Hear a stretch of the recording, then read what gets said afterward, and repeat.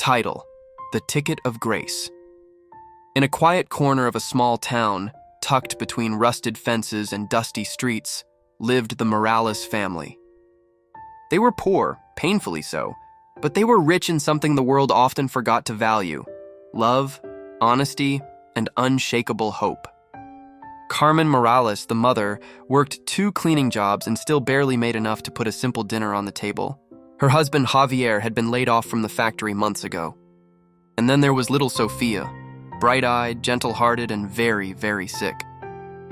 Her rare illness required treatments they couldn't afford. Still, every night before bed, the family would sit together, hold hands, and pray for better days.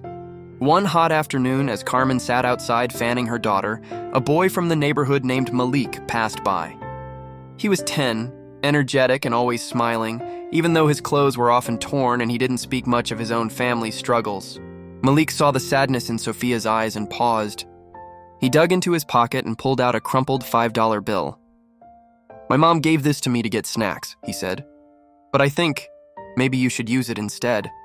Carmen tried to refuse, but Malik insisted. "Maybe try your luck. There's a store down the block that sells lottery tickets. My grandpa always said hope lives in strange places." Touched by his gesture and needing something, anything to believe in, Carmen walked to the corner store, holding the bill like it was gold. She bought a single lottery ticket. That night, as thunder rolled in the sky, the Morales family gathered around their old TV, hearts pounding. The numbers were called one by one. Every number matched. They had won $10 million. Carmen fell to her knees, tears streaming down her face. Javier scooped up Sofia, who laughed for the first time in weeks. Their prayers had been answered, but not just by luck. By the kindness of a little boy who gave from his heart.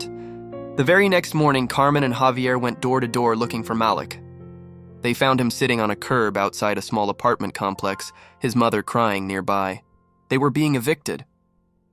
Without a second thought, Carmen said, "Come with us."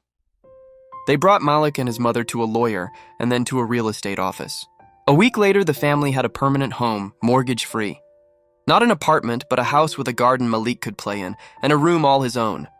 "We'll never forget what you did," Javier told Malik. "This was never our money, it was God's answer through you. And now this is your blessing too." As months passed, Sofia's treatments improved her condition.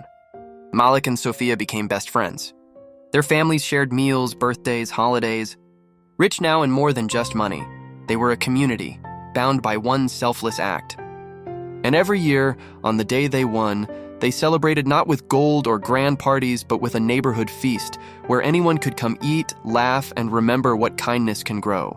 Because sometimes the smallest gift plants the biggest miracle.